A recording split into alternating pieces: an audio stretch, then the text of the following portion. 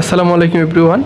তো English spoken কোর্সের আরও একটি টিউটোরিয়াল নিয়ে হাজির হয়ে গেলাম। তো আজকে আমরা ডু ভার্বের ব্যবহার দেখব, অর্থাৎ দৈনন্দিন কথাবার্তায় বা দৈনন্দিন কথা বলতে আমরা ডু ভার্ব অনেক বেশি ব্যবহার করি।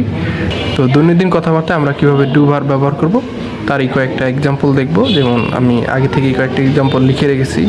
যেমন তুমি কি করো, তারপরে সে ফেসবুকে কি দেখে, তারপরে যদি দেখি তুমি কিভাবে রান্না করো, তুমি কখন ঘুমাও, তুমি কিভাবে অঙ্কটি সমাধান করলা। তো এই যে এই টাইপের যদি এই সবগুলো তো এই ধরনের সবগুলো সেন্টেন্সেই মূলত ডু ভার্ব ব্যবহার করতে হবে। তো আমরা একে একে করেই, যেমন তুমি কি করো, তো এর জন্য হবে what do you do. What do you do, what do you do, তুমি কি করো। এখানে এই ডু হচ্ছে মেইন ভার্ব আর এই ডু হচ্ছে অক্সিলারি ভার্ব হিসেবে কাজ করছে। প্রশ্ন করার জন্য এই ডু আসছে। হোয়াট ডু ইউ ডু, তুমি কি করো। তারপর সে ফেসবুকে কি দেখে, তাই লিখতে পারি হোয়াট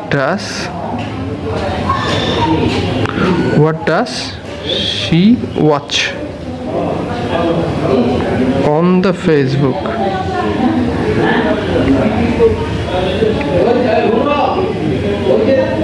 তাহলে what does she watch on the Facebook, সে ফেসবুকে কি দেখে।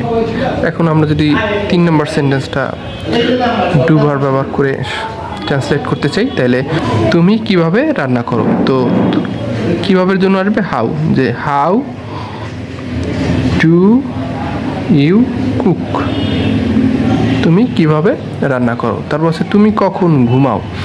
এর জন্য আমরা সময় উল্লেখ করছি যেহেতু, তাহলে এখানে আসবে হোয়েন ডু ইউ স্লিপ, তুমি কখন ঘুমাও। আমরা যদি 5 নম্বর সেন্টেন্সটা দেখি, তুমি কিভাবে অঙ্কটি সমাধান করলা, এটা হচ্ছে একটা পাস্ট টেন্স।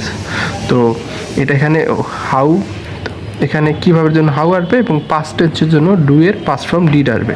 যেমন how did you solve the math, solve the সাম।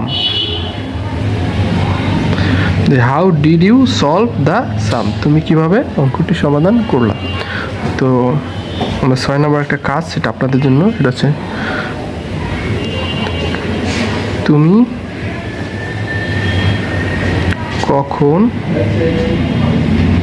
আমার ভিডিও দেখো, তুমি কখন আমার ভিডিও দেখো।